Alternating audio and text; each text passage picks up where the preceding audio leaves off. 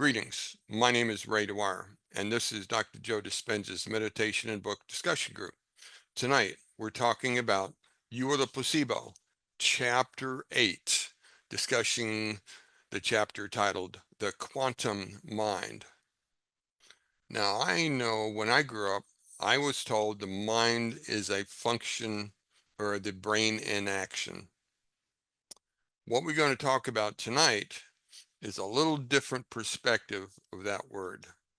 What I do is I read a little bit, talk a little bit, and then I ask for discussion with the group. Let's see what the group has to say tonight.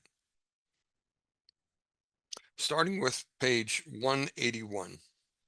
Reality can be a bit of a moving target, literally.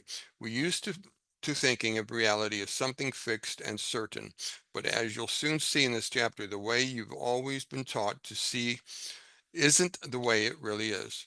And if you're going to learn how to be your own placebo by using your mind to affect matter, it's vital that you understand the true nature of reality, how mind and matter are related, and how reality can shift.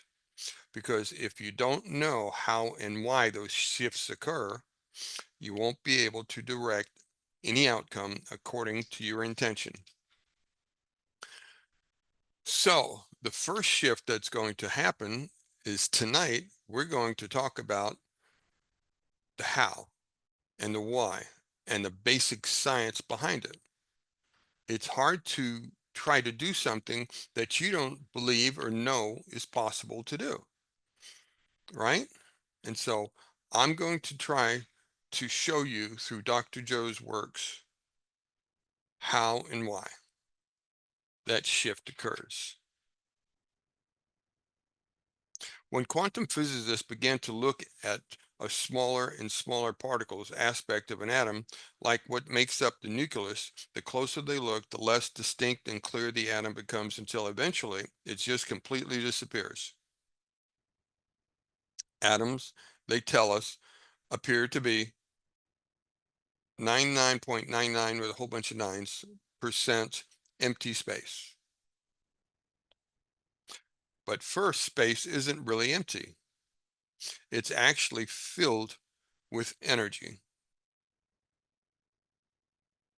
More specifically, it's made up of a vast array of energy frequencies that form a kind of invisible interconnected field of information.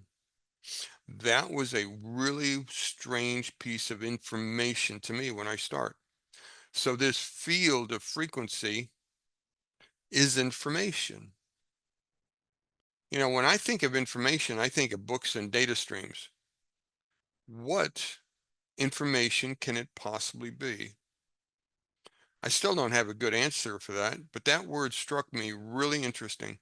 The field of force is full of information.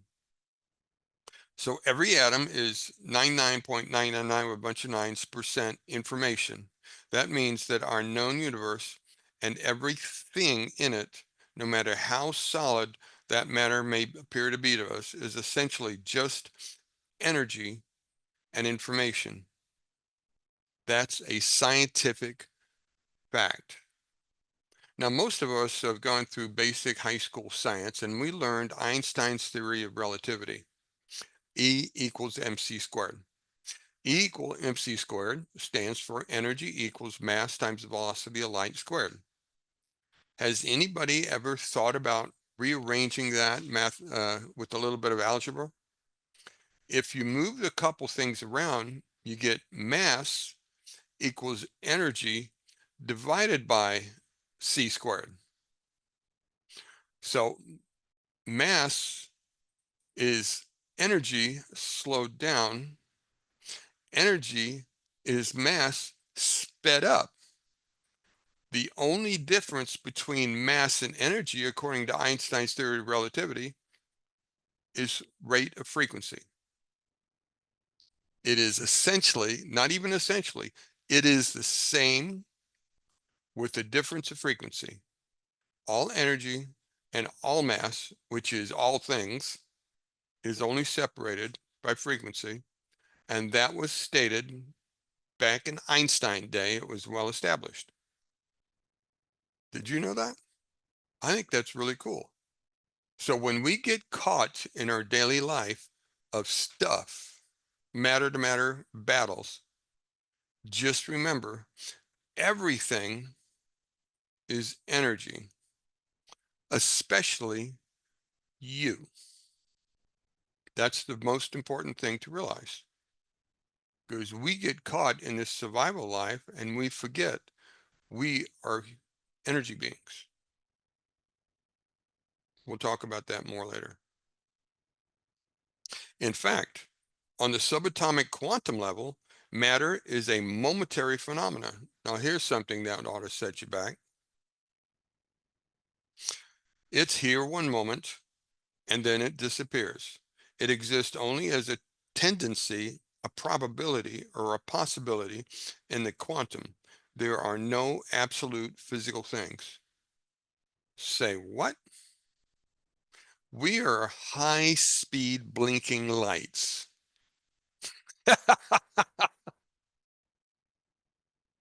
Did you hear it? Not figuratively, reality. We are blinking on and off at the atomic level very, very fast. So what we experience is a residual of the experience where we're here, because we are at a very scattered rate, blinking on and off. So it looks like we're solid, but first of all, we're energy fields. Second of all, we're blinking. Blink. I think that is mind frying. I don't even know what to do with that in my head.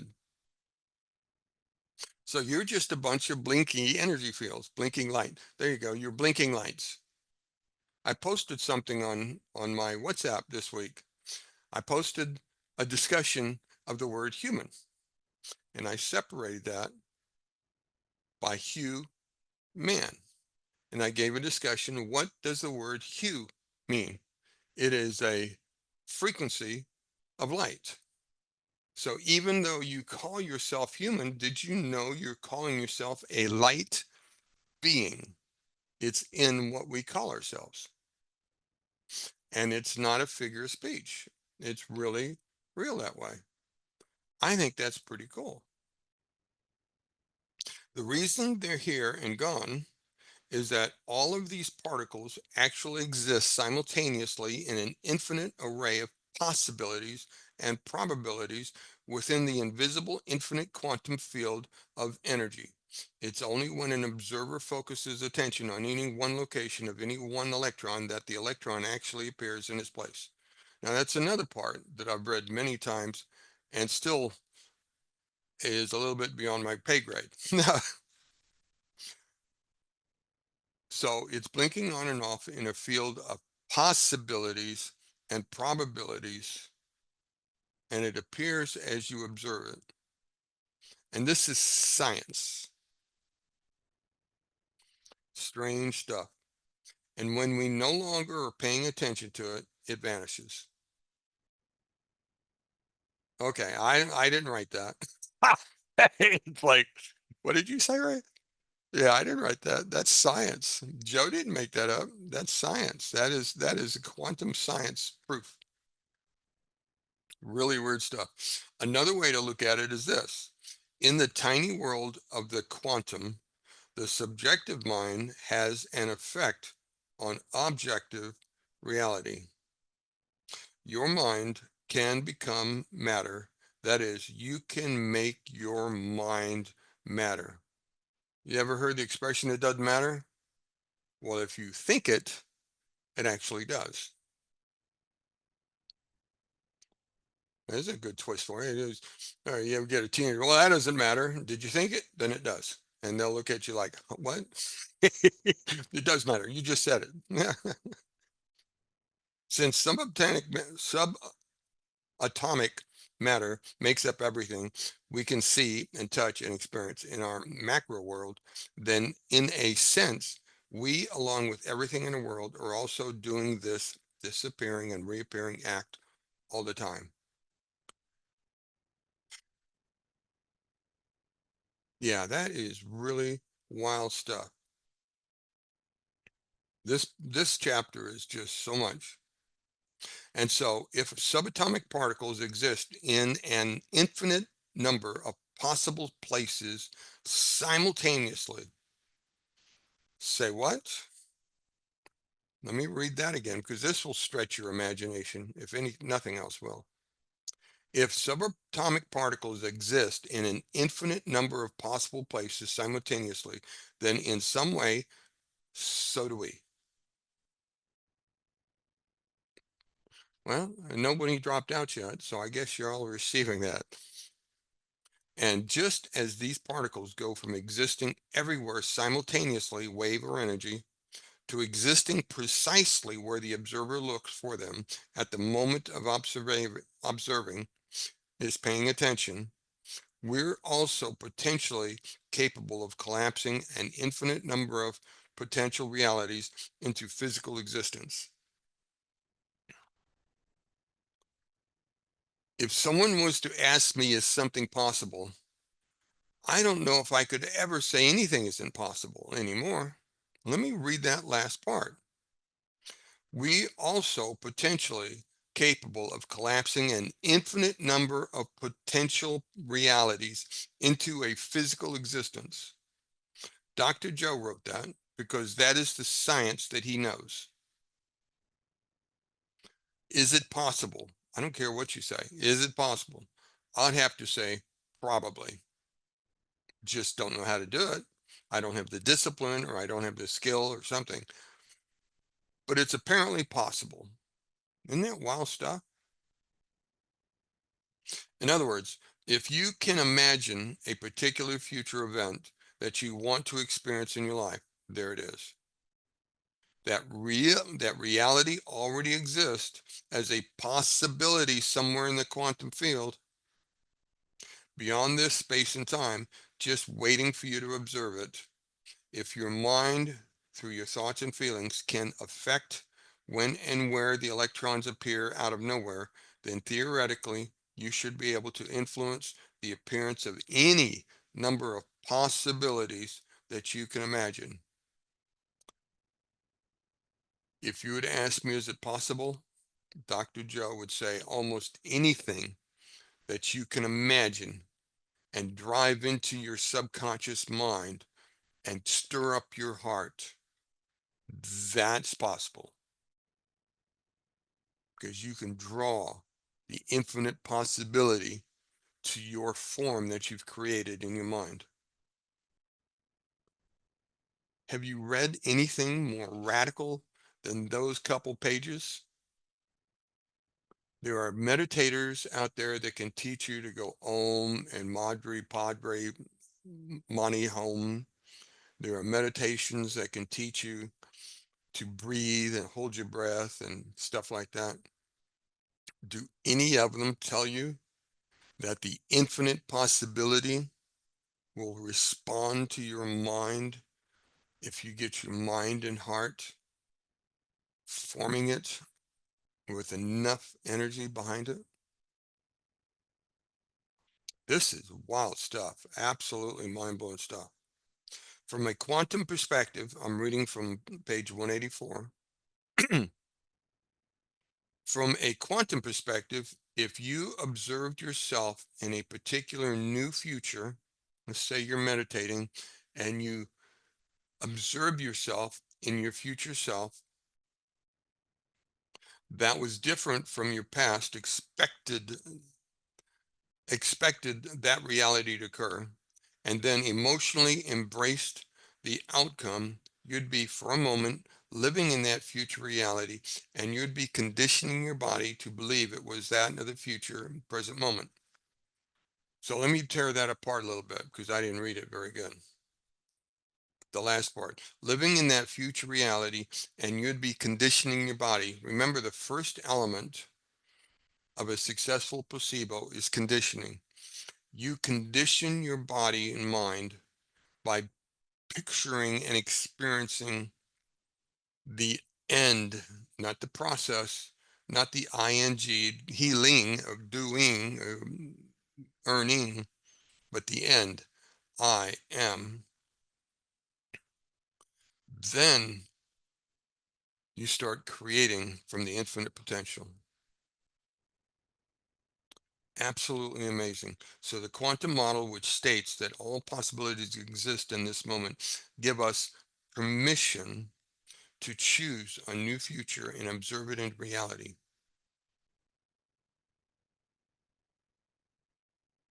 The quantum model.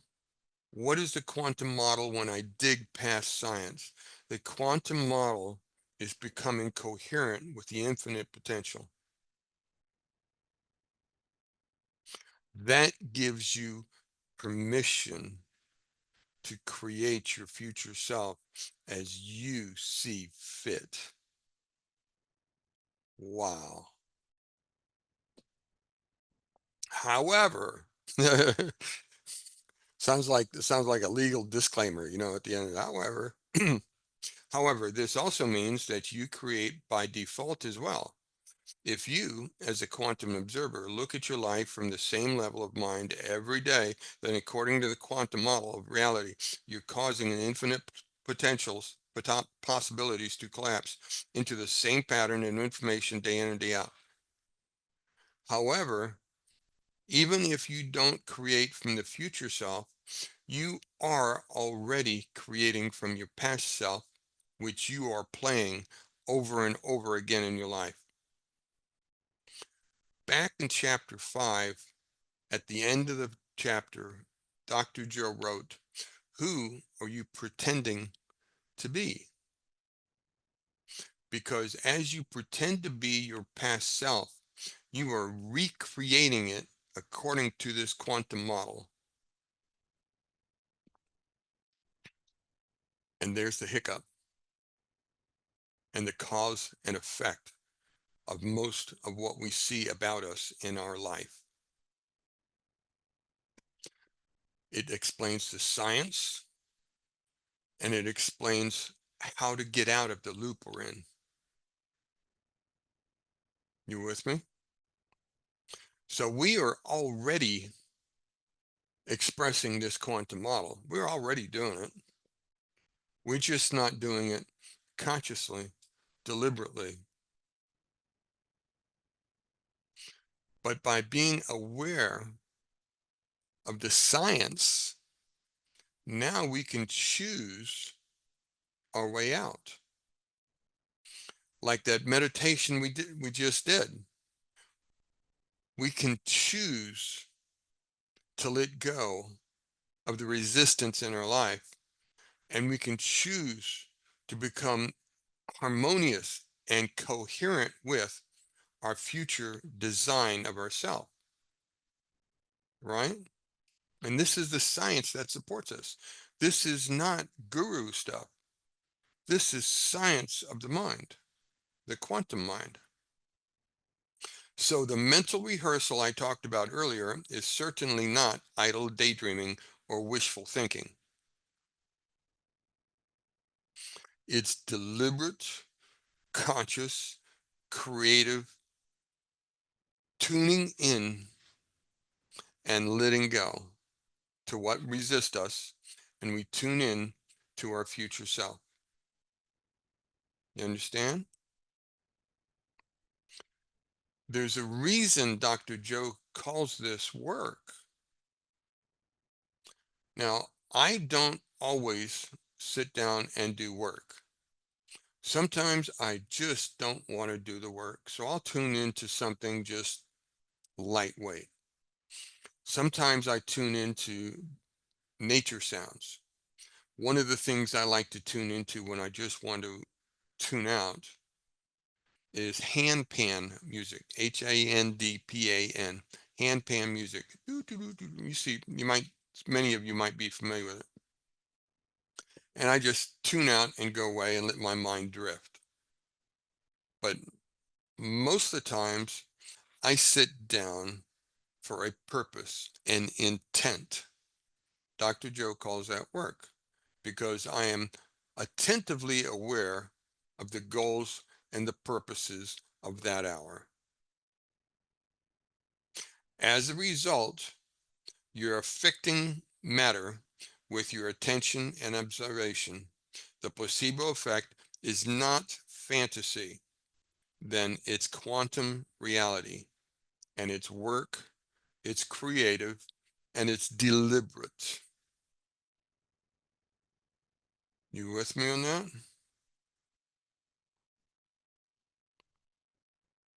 I get all kind of notes on the side of this page.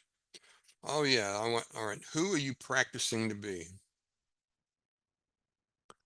If you're rehearsing your past because of memories, you're practicing being that old person, and your body will continue to be that old person.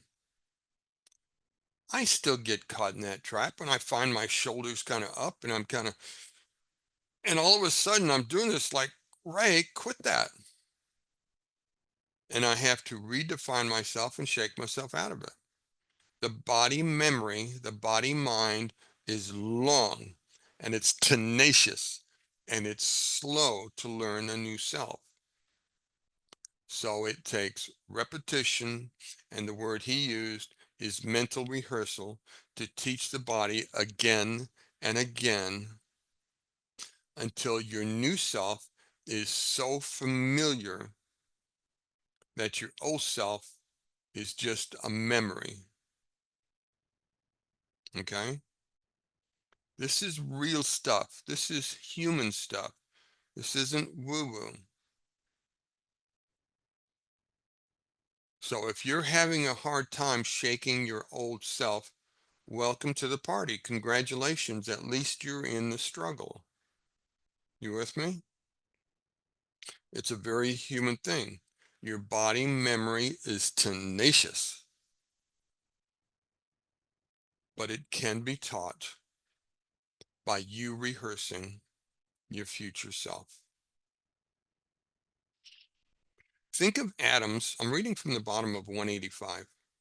Think of atoms as vibrating fields of energy or small vortices that are constantly spinning. Think of them that way because they are. They're just kind of, they're not solar systems. I was taught that an atom is kind of like a solar system. No, they find that it's a field of energy, multi-level energy. They're, to better understand how this works, okay, I'm not going to go into atomic theory. 86, 87. Okay, over here on page 188. Uh, if you would like a little bit more understanding of the basics of atomic theory, it's here. I'm not going to go there. So the physical universe, I'm on page 188. So the physical universe may look as if it's made up of only material matter, but in truth, it shares a field of information that unifies matter and energy so intimately that it's impossible to consider them as separate entities unless you're totally caught up in your sensual self. Then you don't even consider everything as energy, you just see matter to matter. But once you start tuning in to energy, pretty soon you'll see that this creation, this universe, is more like a soup than a cluster of matter to matter floating in this infinite space. Because there is no empty space. So when you change your energy to alter a belief or perception about yourself or your life, you're actually increasing the frequency of the atoms and molecules of your physical body so that you're amplifying your energy field.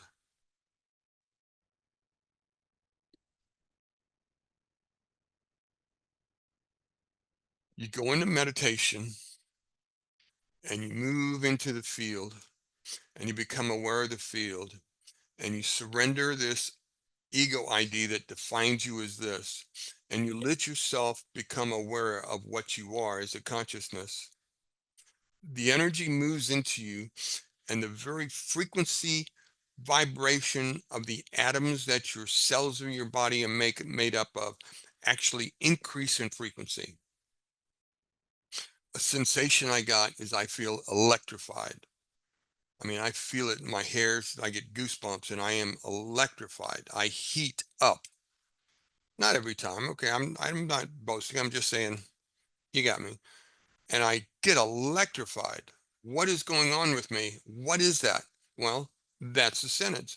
I am raising the very frequency of my atoms, which affect the frequency of the cells in my body, which affect the DNA releasing its healthy, happy hormones, which affects and gives me the sensation of electricity. All because I moved in and I remembered I am an electric energy being. You with me?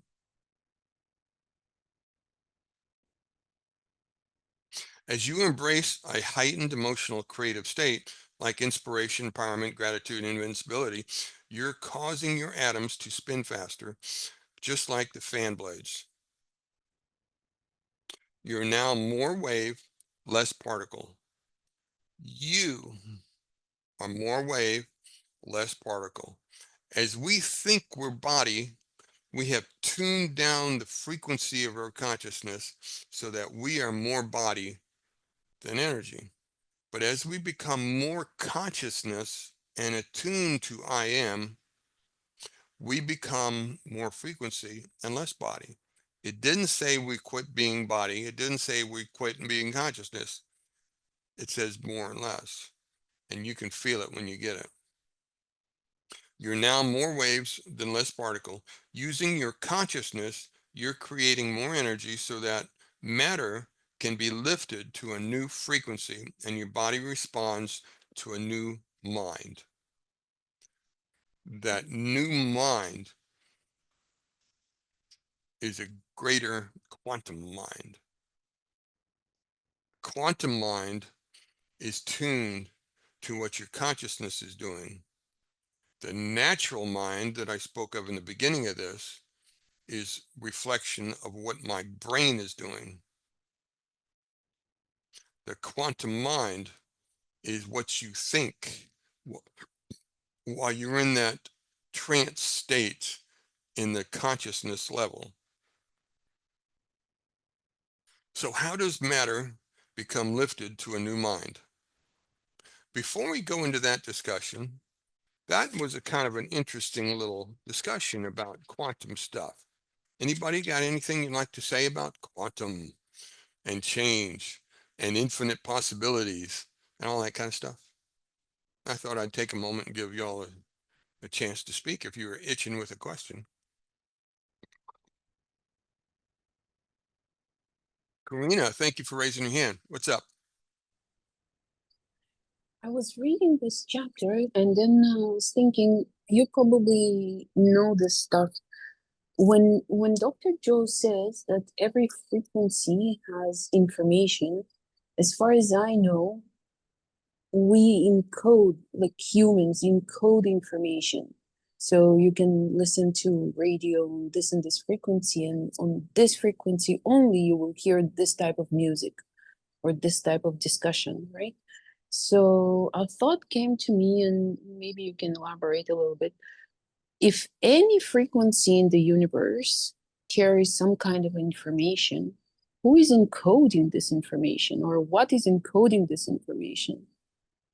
I love that question. I've got a similar question because I've got about the similar answer.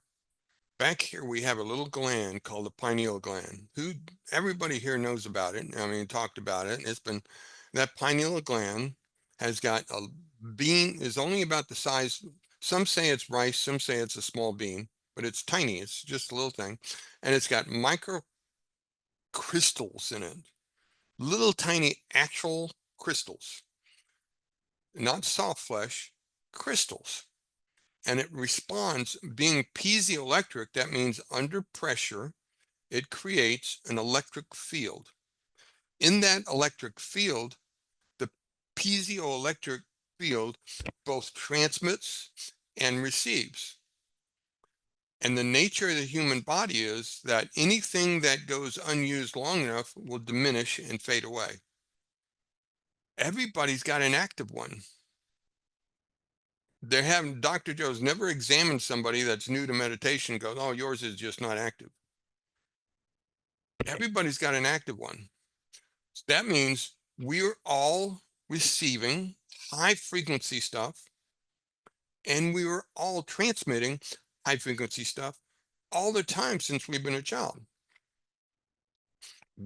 Now back to your question, what is it we are transmitting and what is it we're receiving? I've never gotten a good answer to that, but it's information about us. It's like a constant status. We are constantly emitting our status all the time. And you can feel it. You walked up to people and you just like them. They are transmitting their status.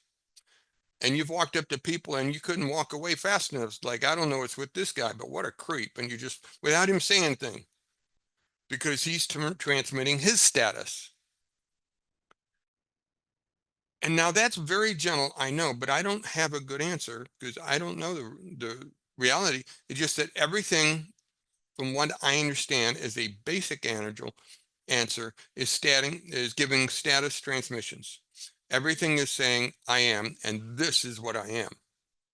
And it's information. And it's potential possibilities of infinite things. And some of it is just waves.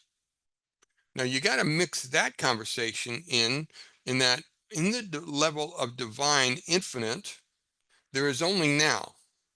It's not like that was in the past and that's in the future. No, everything in some unimaginable way is happening in the present moment. I don't even know how to talk about that intelligently because everything in my conscious mind has a horizontal timeline. I've gone into meditation and experienced the vertical now. And it leaves me babbling because I never learn how to talk about it because everything we talk about in this life is 3D, right? It's left and right, up and down, and just, so how do you say everything is now? Besides, wow. But I think that's as close to an answer as I can give, is that it's a constant status and everything in the universe is saying, I am. Why do I give it those words? Because the infinite consciousness, I sometimes call him my father. I call him the divinity. I call him my creator. I call him the universe. Everything there is the ultimate I am,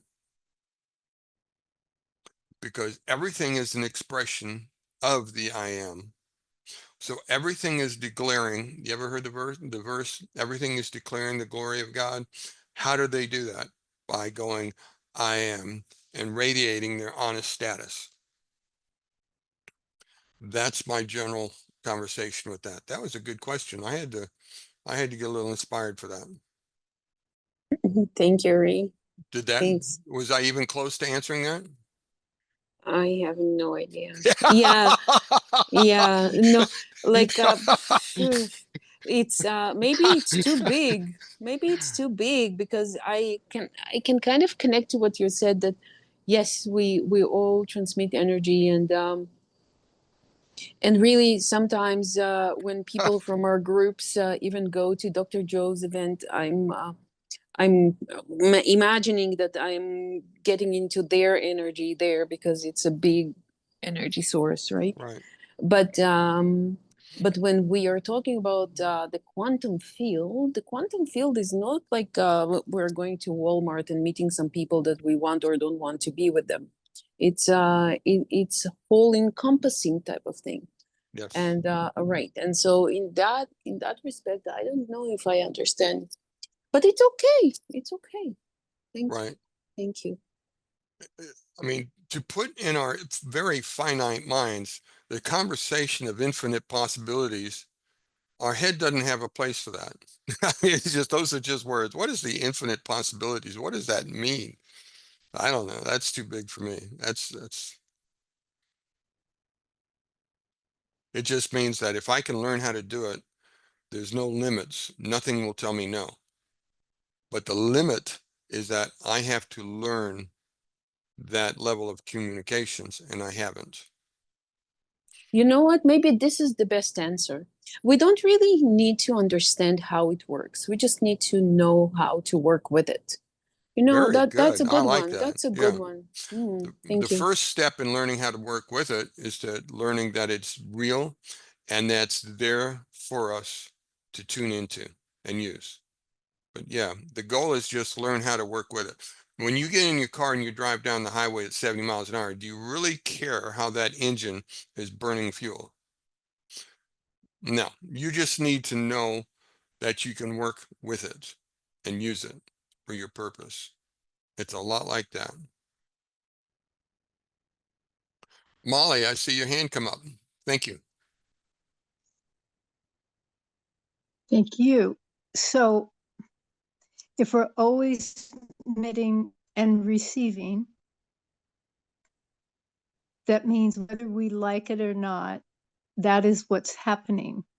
That is life. That's correct. I'm okay.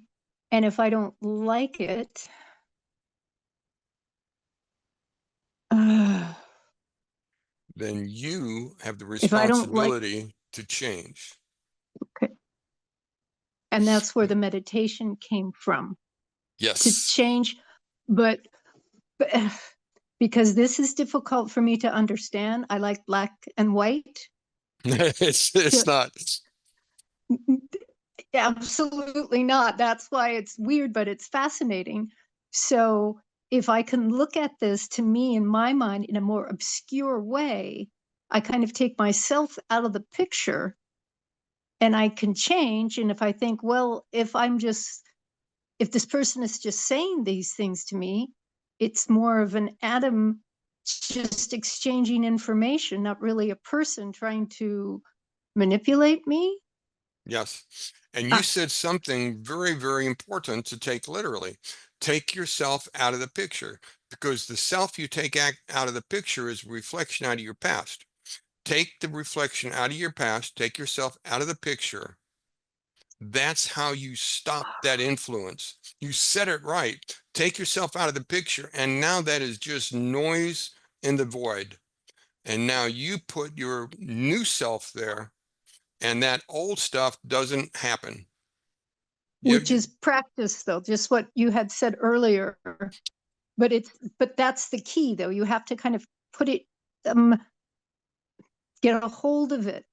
But this is a different way than a psychological way of looking at it. It's a Yes, scientific way. Okay. yes. It's quantum mind. If you use your analytical sense mind, then you're arguing with your past, and you won't get free. You move into your consciousness, and your quantum mind is what hits this, they're calling it in this chapter, is your quantum, is your consciousness attentiveness. Now you've disconnected from the causality of your past. It just, those doors are turned off when you're there. And you can choose a new causative. You can choose an effect from your future potential, and by that knowledge, drive that into your body and let it affect you chemically, by getting your heart to respond to it. If your heart does not respond to it, you didn't get it right.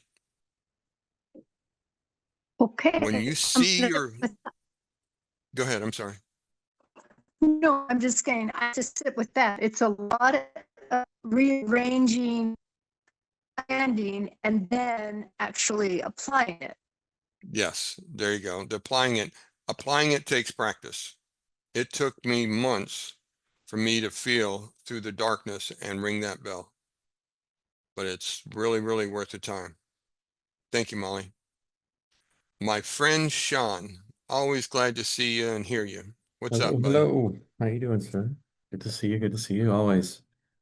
Um, I wanted to, I think, just point to what Molly, I sounded like you maybe were saying, um, is that like, so if someone comes out and says something that basically is kind of like a trigger, so it's an opportunity to either react the same old way, or am I going to be this new person that doesn't react to the same old stuff? And so, ooh, I've embodied this thing that I've been practicing. It just came up naturally. I was able to do it in the moment. And then, so it's like there, we get the opportunity we get tested, so to speak. Sometimes I think that's how it's described as, oh, I was tested.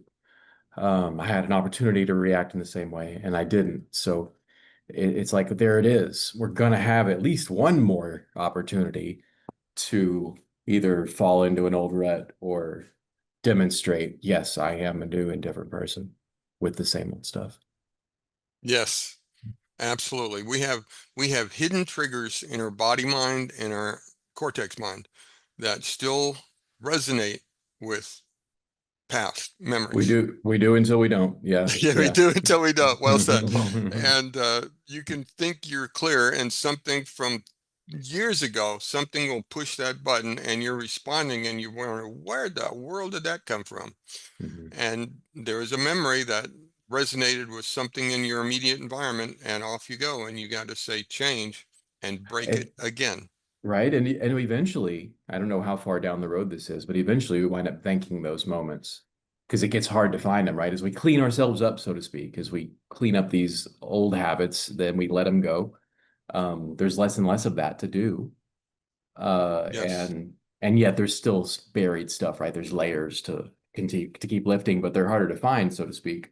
And so then having someone behave in a certain way or do something or life happen in whatever way or symphony of ways that, like, what is it? Wayne Dyer says, like, when you squeeze an orange, you know orange juice is coming out, right? When you squeeze an apple, you're going to get apple juice. When life squeezes us, what comes out? And that's how we know who we are, right? Like, have we changed or not? Are we bitter or are we sweet with this, with the moment, kind of a thing? It's like, so it comes out that way. Anyway, that's it. Sometimes I can do as you suggest and have good memories. Thank you for squeezing me. And sometimes I just come out like a barking dog and go, quit it, Sure. right? Rawr, rawr, Right. rawr, rawr. Totally. And it Totally. takes me a day or so to go, oh man, I'm glad I passed that one more time, something else to heal.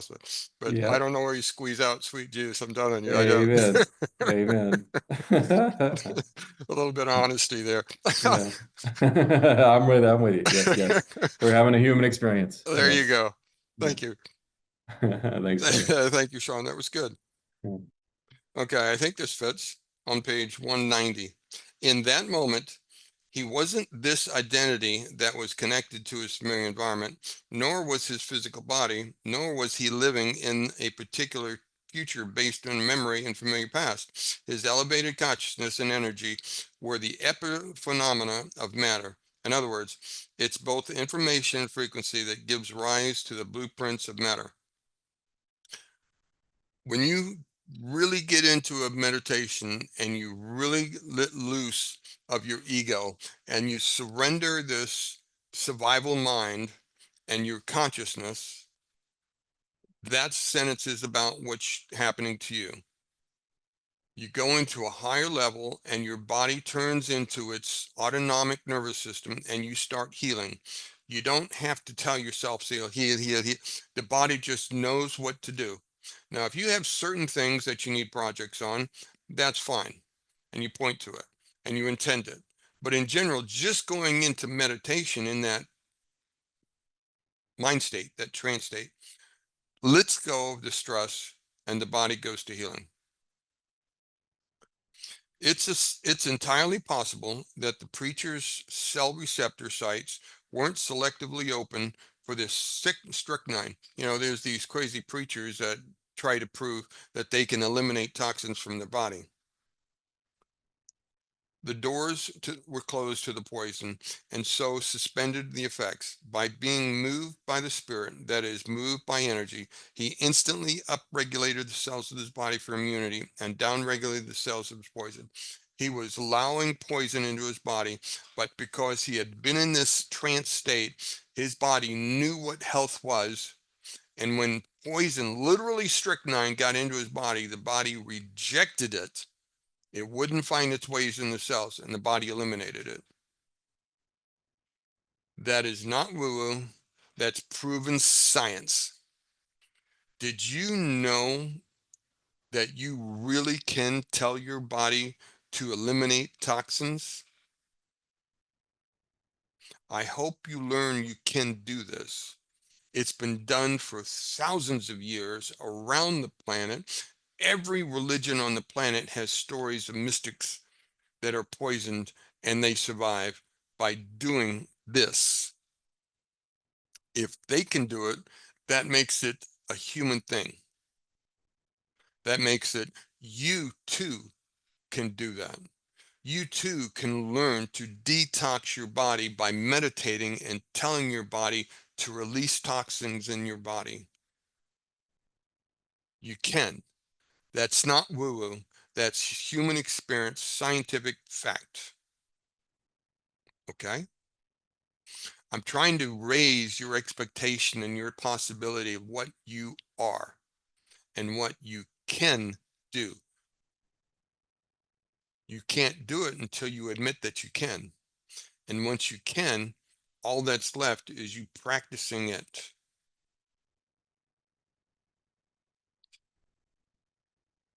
Pretty cool stuff. This is the most bizarre chapter in the book, I think. But it's the most critical one because this is the chapter that bridges the gap between possibility and reality. Okay? That's what I'm taking what sounds like possibility and imagination and mysticism, mystical healings. No, this is quantum mind changing your body. This is your innate ability that you haven't been taught you can do. In fact, if anything, most likely you've been taught you can't do it. You can't heal yourself. You need this pill. This pill will do it for you.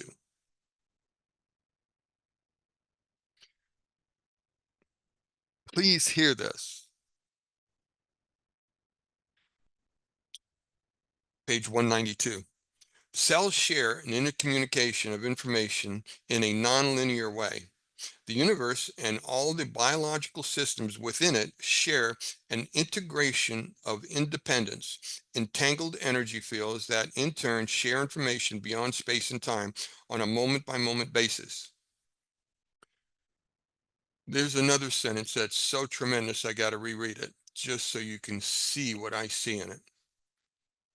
The universe and all the biological systems within it share, not are independent, share an integrated an integration of independent entangled energy fields. An integration of independent. Each one has an energy field. Remember that part where I said a moment ago, everything says, this is what I am. I'm sharing my status. Okay? Every biological system, your cells are biological systems. We've got, figuratively speaking, 1 trillion of them. In the universe is going, here I am. It's an integration of independent, entangled energy fields. They're not separated like one's here. No, they're mixed. It's like two broadcast towers. Their signals don't separate, stay apart. They mix. Energy within, in turn, share information beyond space and time. It's not this space, it's time. This time doesn't matter in this. Now, I've learned a lot of stuff when I'm doing this, but I'm still stretching to learn time. So you're going to have to just kind of go with me on this one because it's like I'm still working on the time concept. Share information beyond space and time on a moment-by-moment basis. To the cellular level, biological system level, universe-wide. That way, it really is possible for you to tune into somebody on the other side of the planet and do a coherence energy healing. And it doesn't matter, space is doesn't matter. It's irregardless of space. Because time and distance doesn't matter in this. Because we are entangled beyond all space. If we can tune in, we can affect the energy by our energy.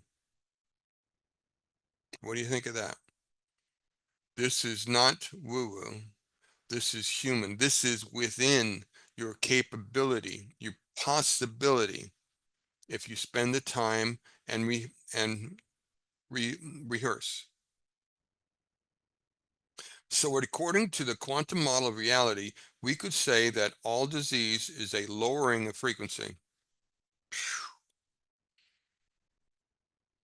When your nervous system is under control of fight or flight modes, the chemicals of survival cause you to become more matter and less energy. If you're stressing out, you're lowering your energy. You become materialist because you're defining reality with your senses. Man, did I live that sentence for most of my life.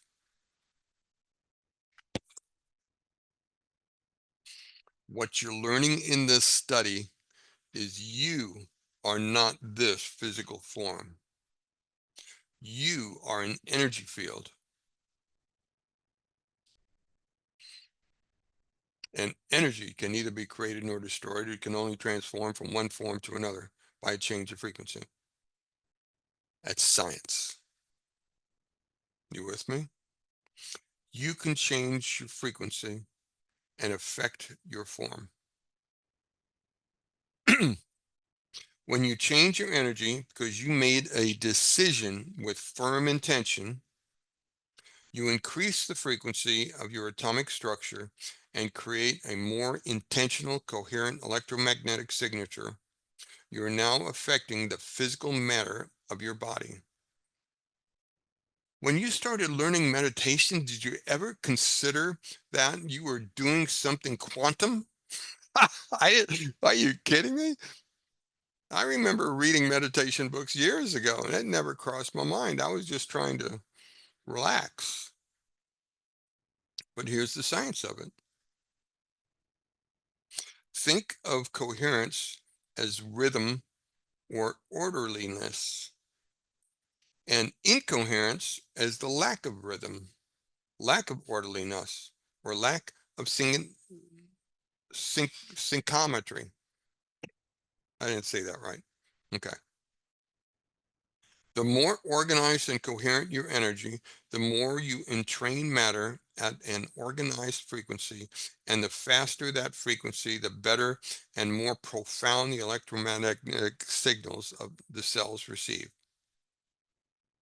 As you tune in to yourself and you get a mind-heart connection and your body quits being scattered and you tune into a single field and become coherent, you start healing your body. As you, during this time, you raise your frequency by going up from hope to love to really letting go. You start tuning in to a frequency way above our normal struggle life. And that frequency goes into your body and changes you at the atomic level so that even your DNA changes the signals and the chemistry it provides your body. This is how you heal yourself in ways that you don't even know by doing that. Is it easy? No, it wasn't for me.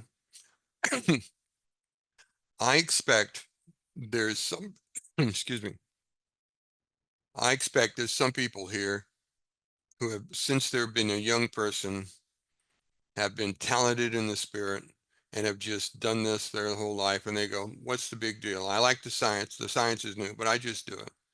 I've met people like that. But for me, this is a new journey for me, and it's still exciting. No, I studied basic science, and I studied other meditation stuffs, and I studied different religions and stuff like that. But none of it taught me how to do what Dr. Joe's taught me how to do.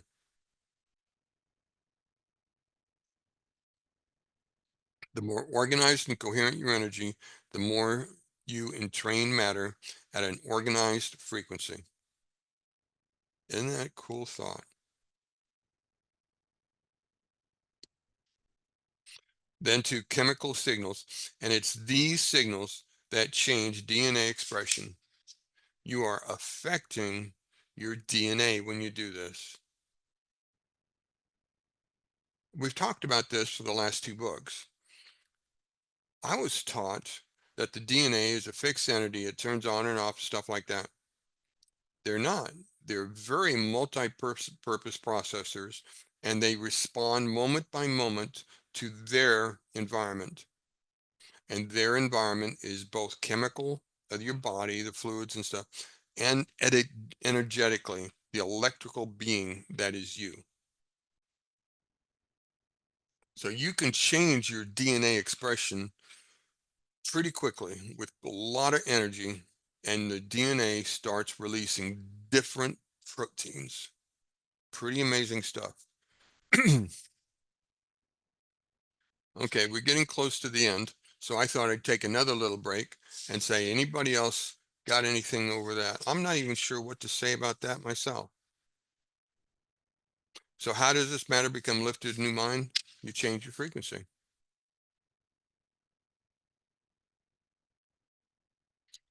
You let go of yourself. The word Dr. Joe uses is surrender. Oh my goodness, that was such a hard word for me when I first started. What you are surrendering is this ego identity. I am this, I am that, I'm a husband, I'm a man, I'm an Army veteran, I am Mr. Tough Guy, I'm a housewife, I am no good, you surrender all of that because none of those are correct. I don't care how your life is, none of those are correct because that is not what I am is. When you say I am, it has nothing to do with this physical life. Learn what your I am truly is, and you will change your life. Molly, thank you for your hand. What's up? If you don't, if Dr. Joe is saying for us not to label us like I am female, then how do you know where to start? I am now confused. That was a good one. I am now confused. I am confused. Okay, where do you start? What is, if I was to ask you what you are, not who you are, what are you? Most people would say, I'm a human being.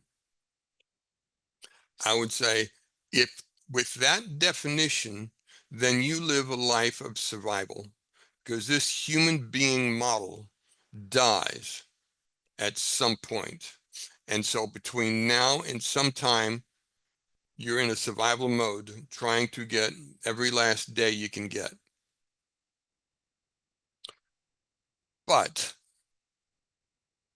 what if there's another answer to what are you? What is the other answer that I could ask of you, Molly?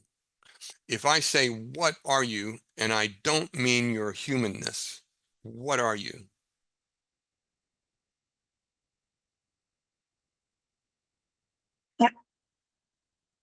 A thing, Huh? just a thing. I'm trying to be as objective as possible. I help. Okay. You have given me an opportunity to say one of my favorite things. I say my favorite things. I didn't say I was. That has changed my ability to heal. What is the answer of what am I? I am an electrical energy. No, I didn't say it. Let me start right. Many of you have heard me say it a few times. I am an energy being. I am an electric energy being. I am a luminous electric energy being. I am an eternal luminous electric energy being.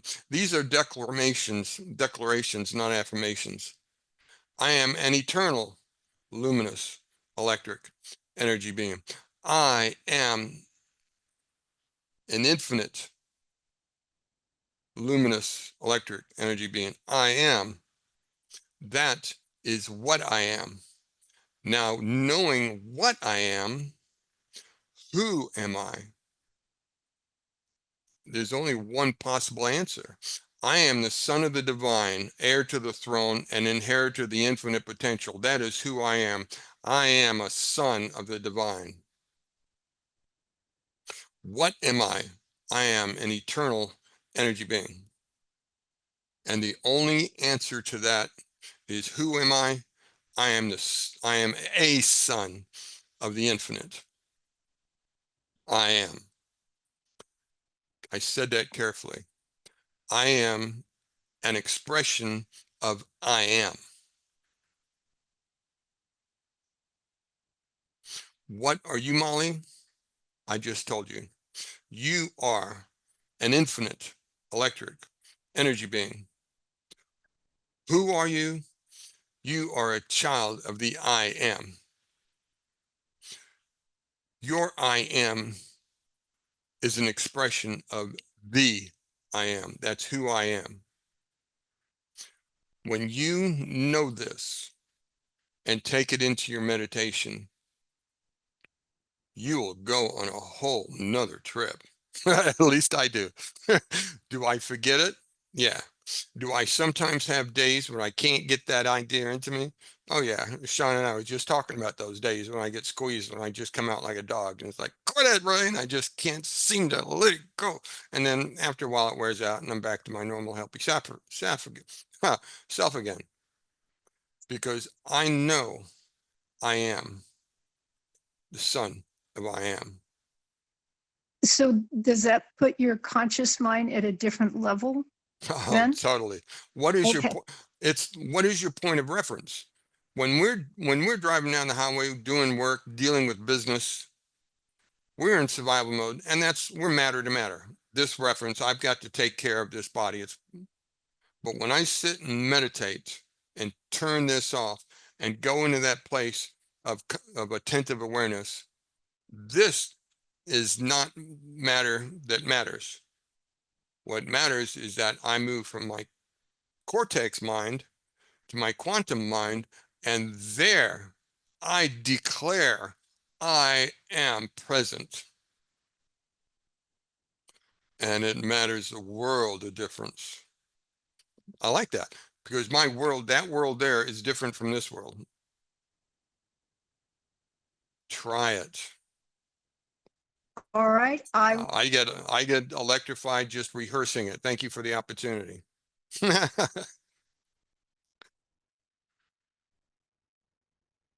All right, Molly. I hope that gave you something to think about a little bit. Sandra, I see your hand. Thank you.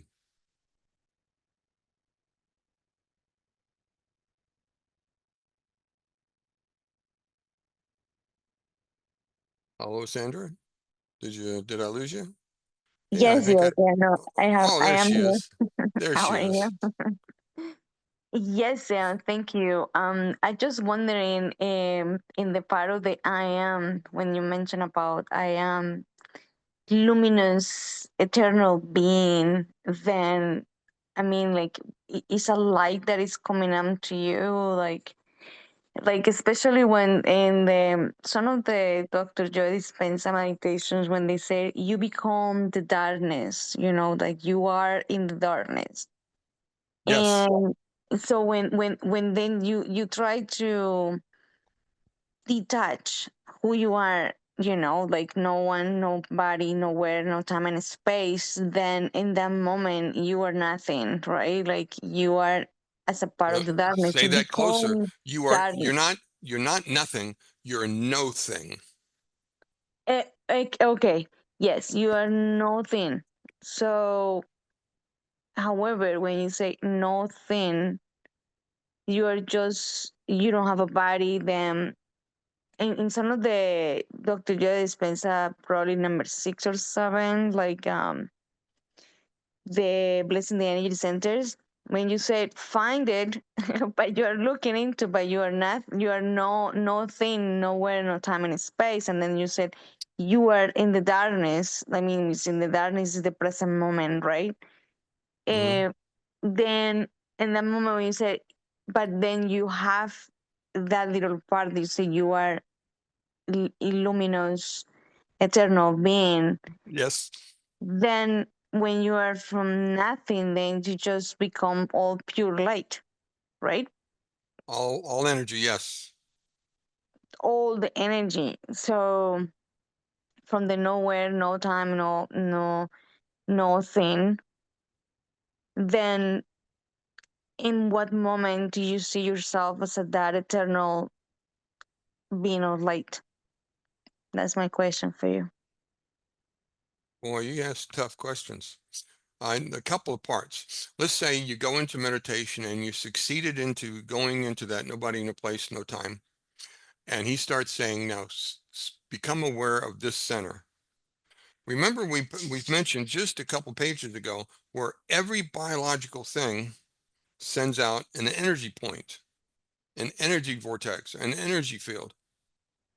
You are energy, and the only thing that separates one energy from another is your creative ability to choose to tune to it. You can think of it, I have a third energy center, and you think of it, and your consciousness knows what to do. It's just like once you put food in your mouth, you don't worry about it. Your body knows what to do with it. You tune to it by your intent, and there it is. It depends on your intent, and it depends on how coherent and clean your chaos of your mind is. I say that's all there is, but that's kind of, it's like any other skill. Once you're good at it, oh, it's easy. You just do this. But you forget that you spend 100 hours, 1,000 hours trying to practice the basic skill of doing it. When I Yeah, first, that's when I correct. first Yes. started meditating, it was really a challenge for me to go from my analytical mind to spatial awareness. And in a blink, I'd be back to my analytical mind, and I'd have to push it back, and it's like, it's like touching a hot pan. I couldn't stay back there. Now I go into meditation, I take a breath, and I automatically am in space. My mind consciously knows this is what I'm trying to get to, is spatial awareness. Awareness is the goal. What you do there is, that's the first step. That's the goal. Once you're in awareness, now you can choose from a whole menu of things to do. But you go into awareness where you've surrendered, I am this physical being. I am Ray, I'm the husband, I'm father, I'm this and that and that. I'm none of those things when I'm there. None of those things. I am consciousness there. And I just don't do all this survival stuff. Okay, so in the moment when you, for example, in the moment when you were dealing with the health condition, you know what I mean? You want to heal any part of whatever it is in your body, right? So in the moment when you become nothing, nowhere, no time and space, and then to become, you see yourself as a pure light, and you set up the intention before of that. Okay, my intention is to heal, for example, the cells of stop leukemia from my body. That's, for example, one. Like, for example, in your case. So in one moment did you set up that intention before starting, or when you said, okay, you imagine the body as is already healed, you are already clear from whatever disease it is, then you start feeling the emotions of that as it's already done, right? Like the like the breaking the habit, right? And keeping that frequency when you come back, right? That's, I think, is one of the biggest, hardest part to keep the frequency as it's Well, already done. the healings for different parts of my body, I did similar to what you said, but I spent 5 years trying to find the meditation that had any effect on the lymphocytic leukemia that's operating in my body. For 5 straight years, every time I went in for a blood test, regardless of how much effort I put in my meditation, the lymphocyte count went up, went up, went up, and I just couldn't find it. And then I started doing that statement I just said to you. What is the magic of that statement? I quit being this form. I took my self-identity completely out of me and I let it go. And I let electricity charge me up. The first few months I was doing that, I couldn't hardly move after I was done doing it because I was so electrified. Now my body's adjusted to it somewhat and I can do it. And all I do is get goosebumps all over my body. And I just get, oh, that's good. You know what I mean? But I'm telling you, when I tuned into that and learned really how to drive I am into this form, it was life-changing. And in 4 months, I had taken my lymphocyte count from being well into the mid-range of what they call phase 1 leukemia and drove it almost to healthy in 4 months. And it's inched down a little bit since then. I'm still outside of the normal range. So Okay. how did I change my leukemia? I changed it by defining myself as I am and describing what myself is. Myself is a divine, eternal, luminous, electrical energy being. I am. And that is a declaration, not an affirmation. I am telling my body in the present moment, this is me and I'm in charge. And Lovely. and Thank I you. get goosebumps. I'm getting goosebumps just talking about it. So I gotta, Thank you. yeah. And then the follow-up question is, that is what I am, then who I am. Who am I?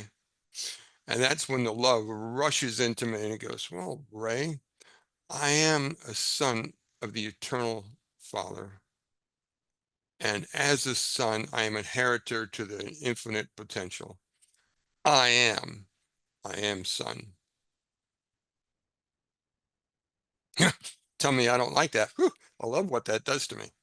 Yeah, you feel the love, right? Everywhere. Yeah. Yeah. And that is what is healing the most unlikely of all diseases. I don't have another answer for it because I haven't done anything different. I haven't really learned anything different. But that's changed my life. That one crazy little statement. Thank you for sharing that. Okay. I'm got one more page to cover. On page 197, Beyond the Quantum Doorway. Since the quantum field is an invisible field of information, is frequency beyond space and time that all things material come from, is made of consciousness and energy, then everything physical in the universe is unified within and connected to this field. Everything. That's why when you get it right, coherent healing work, regardless where on the planet the other person is. The person could be sitting next to you and you're holding hands, or it could be 1,000 miles away. It doesn't matter. What matters is you being coherent with that other energy, tuning in and going live. It causes supernovas to be born in different galaxies and roses to bloom in Versailles. It keeps the planets revolving around our sun and the tides rising and falling at Malibu. Because it exists in all places at all times, it is both within you and all around you. This intelligence must be both personal, it knows you by name, it really does, and universal. So there's a subjectivity, free will consciousness called you, and there's an objective consciousness, universe, that's responsible for all of life. You want something that will blow your mind? Hear your name called to you from the kingdom. Oh my goodness, talking about something that will light you up.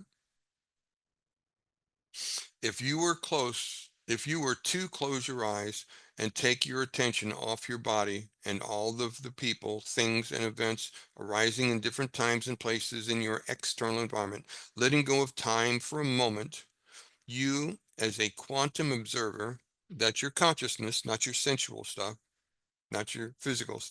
You, as a quantum observer, would be removing your energy from your familiar life and investing your awareness into the unknown field of possibilities. When you do this right, you've tuned in to a field of possibility. But if you were to invest your energy in the unknown field of possibilities beyond space and time, and you instead became conscious, a thought in the quantum potential, you'd be drawing a new experience to yourself. You're in your quantum mind, and your quantum mind tunes to a future, a possibility, and you experience that possibility in your body as a now moment. You've synced coherently with that potential in the universe, an experience in the now. The word, the expression Dr. Joe says, you are mapping the future to yourself. You'd be drawing a new experience to yourself. As you enter a meditative state, your subjective free will consciousness would merge with the objective universal consciousness, and you'd be planting a seed in possibility. You would have start that moment of possibility in your moment now, regardless of your past. Got it? This is wild stuff. The self-organizing autonomic nervous system is your connection to an innate intelligence. I mentioned that performs all of those autonomic functions for you. This loving intelligence is what you merge with in meditation when you lay down your ego and go from selfish to selfless. When you become pure consciousness, no longer a body in the environment or in linear time, but instead, no one, no thing, no place, and no time. That's when you become simply an awareness in an infinite field of possibility. That's quantum. When you can succeed in going into this awareness that I've been talking about for 2 books now, and you become attentive, not unconscious, attentive, and you learn to move your consciousness from center to center to center under your chin, and you tune in, and then you stretch yourself beyond our normal sense. We normally have a sense of limit, and you start practicing what's beyond. When I make a field of space, I generally have a field. It's a different. What happens when you start ignoring that field and you go up bigger and bigger?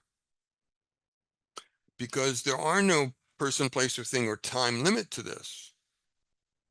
Pretty soon you get to the point where your consciousness is untethered. I didn't say that right. You're always tethered to your body. Don't ever ask me just, will we lose our body? No, you won't. Don't worry about it. It's untethered to the locale. And you can tune in to potentials that aren't even in your present moment. And you can tune into it, bring that energy into your body. Your body will respond to it. Your heart will respond to it. And you will start drawing that to you. How does it work? Anybody hear of the law of attraction? You will start attracting what you tune to. Now, let me make that clear. You are already attracting what you tune to. When we rehearse our past, we are attracting more of that into our life. What we're learning to do here is cut that habit and attract something new from the infinite potential that is based on a frequency of love and possibility. That is the goal of what I tried and hope I communicated with this chapter, is that you don't have to be some guru sitting on a pillow. You don't have to be born some kind of mystic talent. It's already in you. It's already of you. It's already you. You've just been taught out of it. I'm trying to help you learn in yourself the infinite potential that is already you. Thank you. That was chapter 8. Any comments at the end of this chapter? Hey Ray, this is Coach Bonnie. Coach, how you doing? Good to hear your Great. voice. That was a good chapter, but I felt like it had a lot of moving parts. And what you were saying about just not being yourself or being physical and how electrical you were, I haven't got there yet. I'm looking forward to that. First, understand the possibility.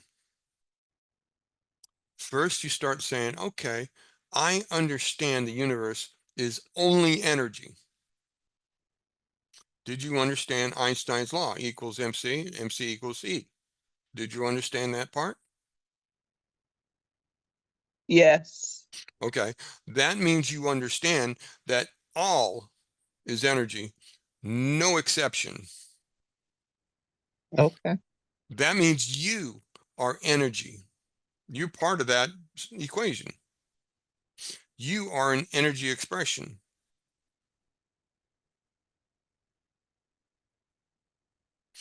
Energy can neither be created nor destroyed. It can only transform from one form to another according to its frequency. Is that a logical next step? Yes. I mean, I understood everything you said. It sounds Okay, good. the next logical step is, can Mhm. I affect my frequency? And the answer is clearly yes. That puts the responsibility on you to practice and rehearse changing your energy. As you learn to change your energy, it will eventually occur to the inner part of your mind, I am this. And then you're on your way. Well, I know I'm on my way. I'm a totally different person. So thank Well, you. that gives you an outline of, okay, Ray said this. Now the next thing I need to work on is this. And okay, the next thing I need to work on is this. And one of these days you're going to step through that doorway and go, oh my God, look what I did. Yes. That's already coming to pass. I feel it. I see it. Yeah, good for you. Yeah, this is the quantum mind. It's a step out of the cortex mind. You know, a lot of people say mind is the action of the brain. And you can't say that's wrong. Mind, the physical mind is the action of the brain. But that's not the whole story. There is a consciousness that is scientific fact. And when you tune into it, you find that consciousness is also mind. It's quantum mind. And its inputs and stimuluses are not the five senses of the human body. They're from something else.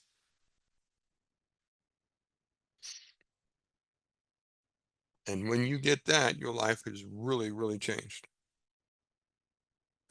Now, I get it, but I still wake up days. I had kind of a setback earlier this week, and I had a couple of days of bitching and moaning and B&Ms. I had a BM. Bitching and moaning day. Yeah. And it just took me a while to just get my faith back and go, right, quit it. Yeah. So I still step in it sometimes, you know, even knowing it, I still step in it sometimes. But what's good is that I can see the sunshine even in the midst of the rain and just know that sooner or later, this rain, I will wear this rain out and I will be in the sunshine of the light that is with me. And that's what's important. There it is. I can't say I don't get rained on. Oh, I do. I had a nice couple of days of BMs just earlier this week, and I couldn't. I had some bad news and I didn't know how to deal with it, and I just. But I know that it rains, and it rains on the just and the unjust. What matters is your foundation. And my foundation is solid, and I just wore out the rain, and now I'm back to being my funny self. Olga, you had your hand up. What's up? Hi, Ray. Hi. Thank you so much for today's discussion. I read the chapter and it's just brilliant. It was first time when I read it. Oh, wow. And I know kind of much information regarding this energy walk and healing and so on, but from this quantum physics perspective, yeah, it was one more puzzle to one more piece for the whole picture. Yes. I'm When you say I am to anything, become very cognizant of it because you're labeling yourself. Be careful when you say I am because your body is listening. Not just that's not your words have power. And when you drive I am into you, your body is listening.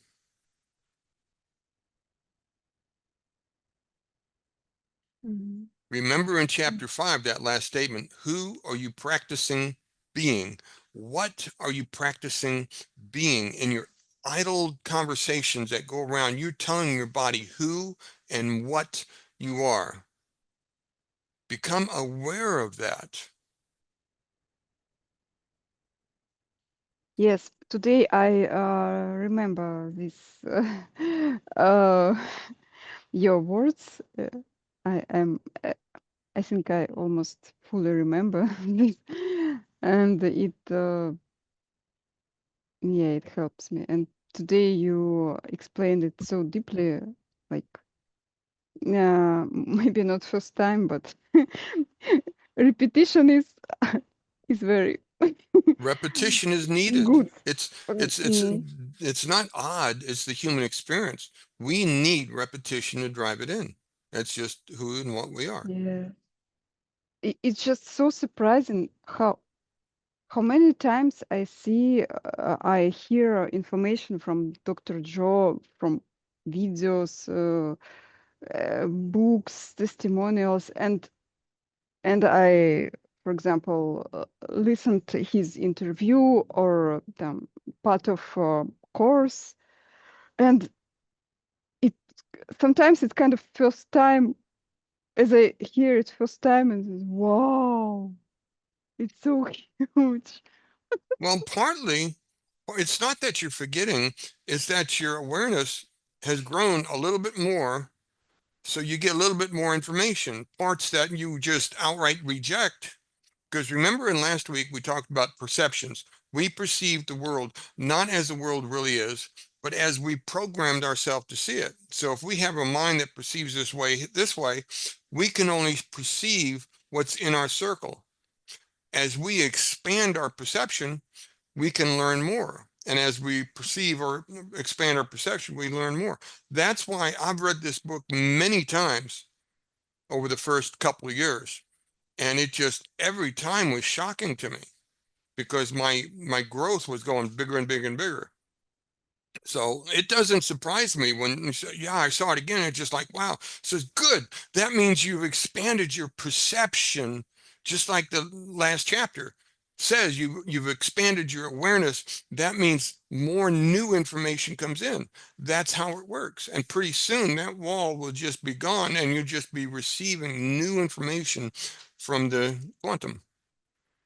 You won't be looking in your world, you'll be open to the quantum, and unknown information will become known to you. That's how it works. You have all the hardware. You just got to get past these perceptions that we've been taught all our life. I talked to a guy once and I said, are you practicing detoxing? He goes, what? Because he had an illness that was based on toxins. He goes, what do you mean? He said, you've been with Dr. Joe a couple of years and you can practice detoxing. He says, what are you talking about? It never occurred to him that he could meditate and detox in meditation. I said, yeah, people have been detoxing the bodies for thousands of years. He says, yeah.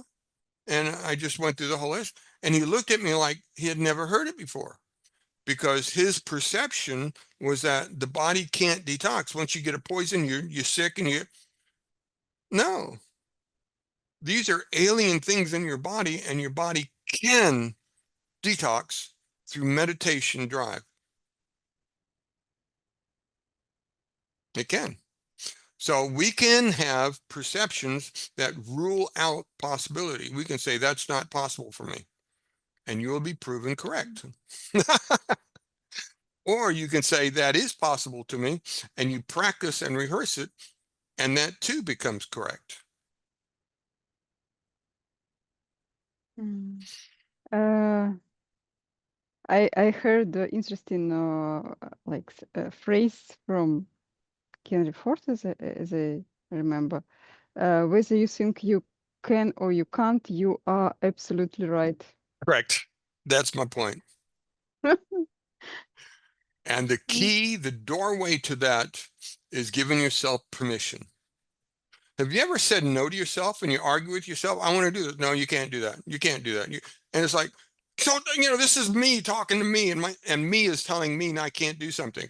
It's absolutely an insane argument I used to have in my mind. Yeah, of course, I'm sure none of you guys go through that. That's just my insanity. Well, yeah, just that's because my perception when I was younger said, this is who I am and this is what I can do.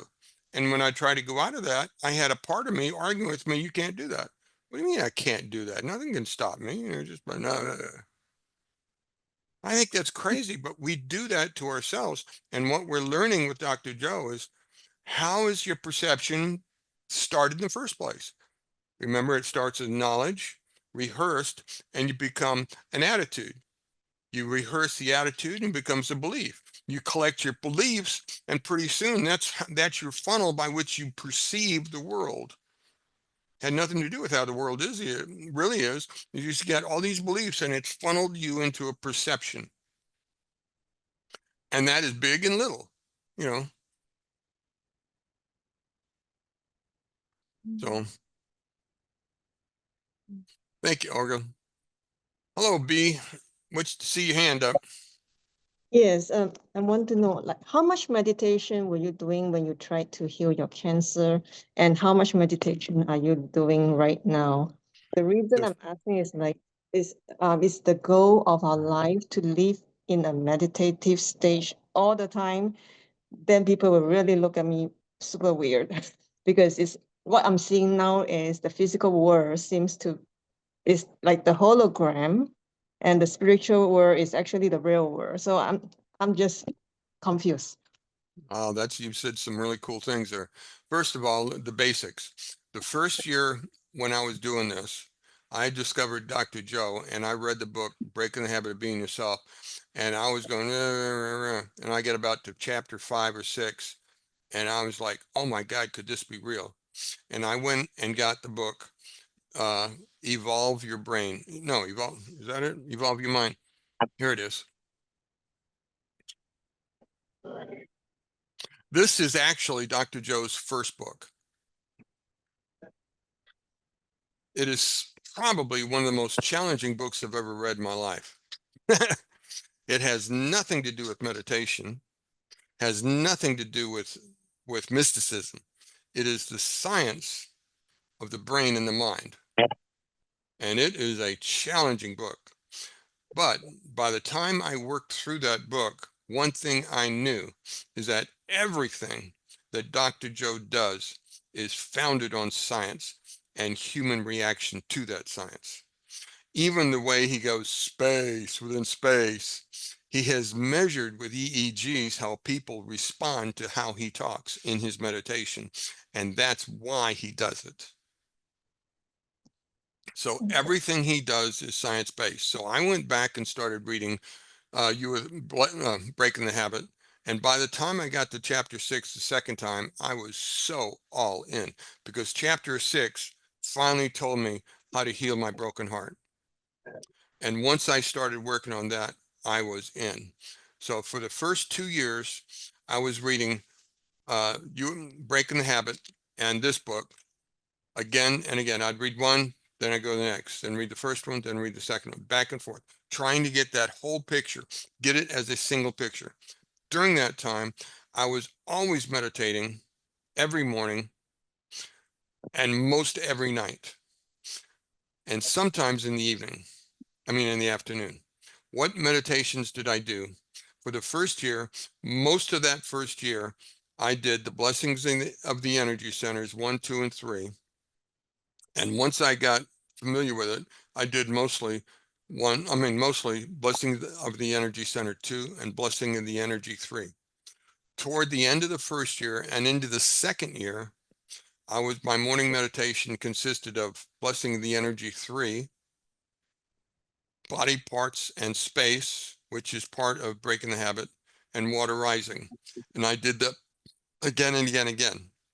In the evening, for the evening, I had bought a set of meditations called the morning and evening meditation. They're each about half an hour. One is for the morning and one is for the evening. And the evening one was just perfect for me because it helped me put my day away. Instead of turning me on like meditation did back then, that one is a mellow, and the goal of that one is to put your day away. Release, release, release. And I did that. And so I did 2 almost always, and sometimes 3 meditations a day. I wasn't working, I could do that. And that's how I lived for almost 2 years. Into the third year, I kind of gave up my midday one because I started being healthy and being active. And so my daytime stuff, I was putzing around doing stuff. So that's the answer to that. Thanks. No, I meant to remember, but what was the rest of that? So how much meditation are you doing right now? How much am I doing now? I am almost always doing a morning time meditation and often an afternoon meditation. My house gets pretty quiet in the afternoon, and I just come in here and do a short meditation, just mostly to say thank you. My afternoon meditation is mostly a thank you meditation, unless I'm with some coherence healing group. And then I just sign up and I go in and I share love for a healing for somebody else. No connection, just, oh, here's a group, and I just kind of get online and do it with them. So every day, every morning, I do a 45-minute to an hour meditation, and often in the afternoon. That's what I'm doing now. Is the goal of our life to be in a continuous meditative stage? There's a scripture that says, pray always. What could possibly be real about praying always? Let me tell you my interpretation of that as a quantum being, a meditative quantum being. Love always.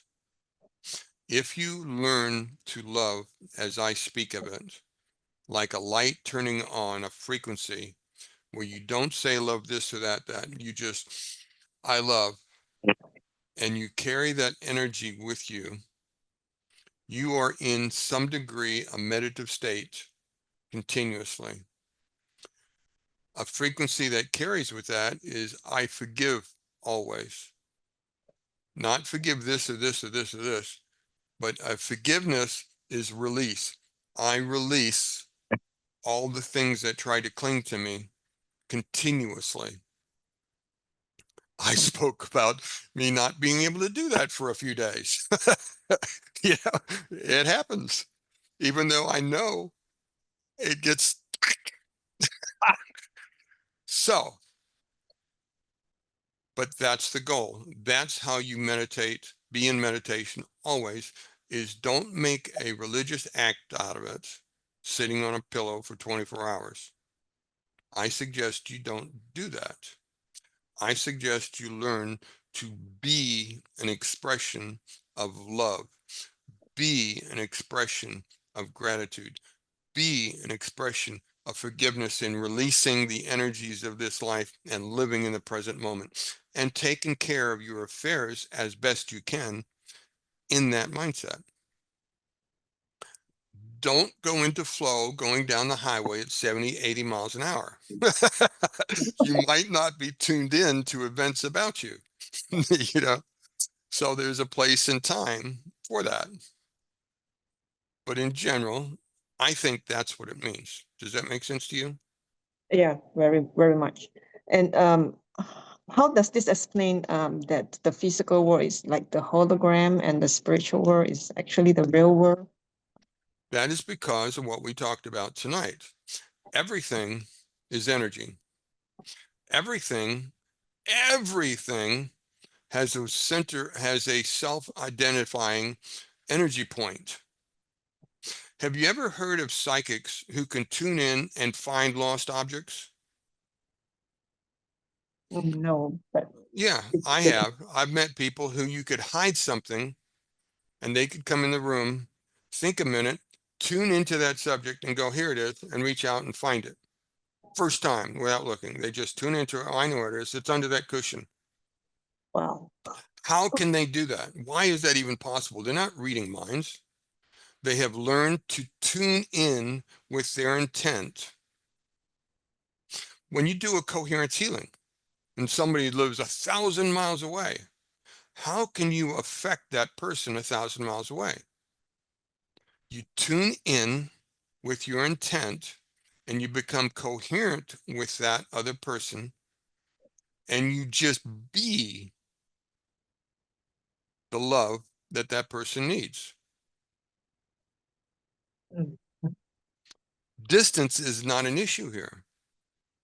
Cosmic distance is not an issue. Coherence and intention is.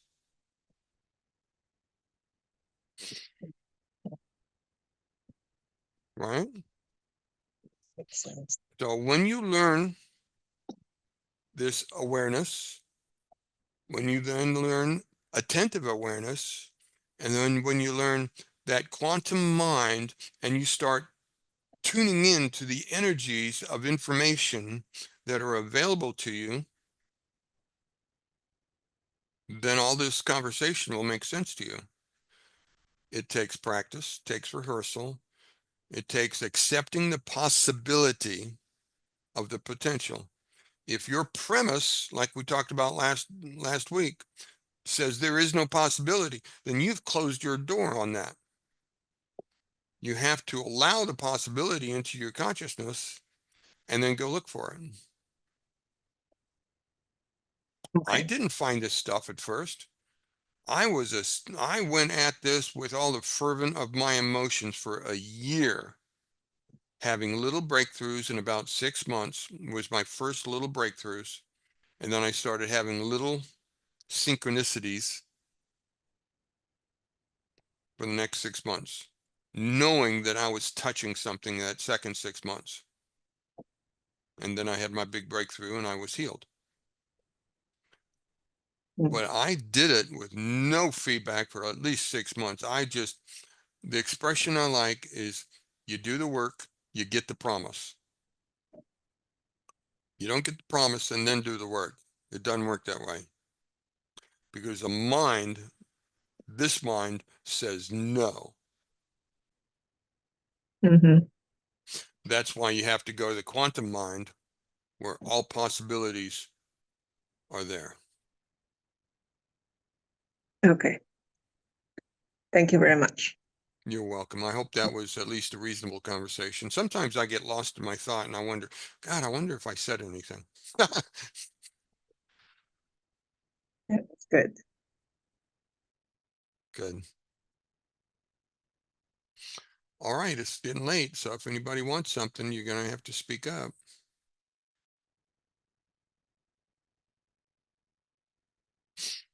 All right.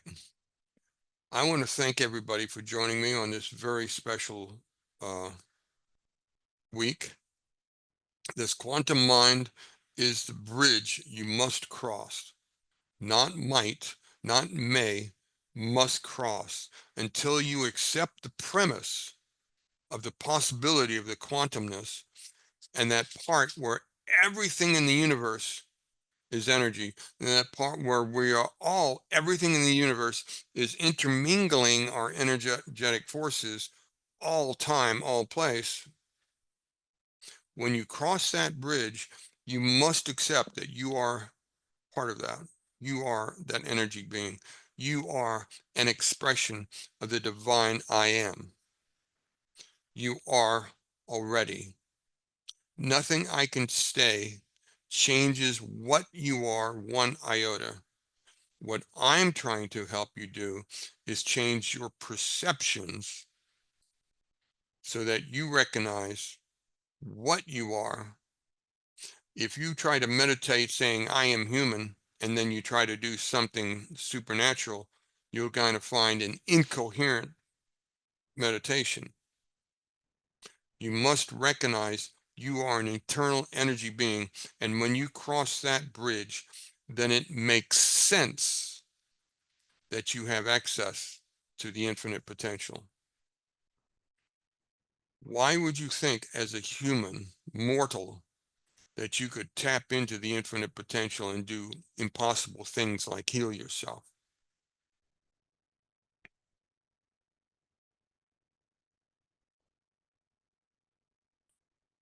Get into you this question, this lesson. Tell yourself, I am an eternal energy being. I am. Picture it, feel it, enjoy it. See pictures like what Sandra posted here in the chat and say, that is what I look like. I have an image of an electrified human being, and that is the image I drive into me. That is an image my body has to deal with when I meditate. This is why I get electrified, because I tell it and experience I am an electric energy being. And you know what? I am. All right, I'm getting crazy on you guys. So, chapter 9 is personal stories. They're testimonies. I usually combine chapter 9 and chapter 10 together because just talking about testimonies seems to go kind of quick and nobody says anything when I've done it. So I'm still trying to decide if I'm going to join chapter 9 and 10 next week. I'll let you know in a couple of days. I'll reread it and see if I can make a long lesson out of chapter 9. In the meantime, be blessed, do your meditations, and redefine I am. Oh, I got a new text. Thank you, Ray. Your voice is soothing. I don't know. Sometimes I get so cranked up. It's like my wife is always telling me, calm down, calm down. Thank you. That was very powerful. Thank you so much. Thank Bye, you. everyone. Good night, everybody. You have a Ending, lovely night. ending the recording.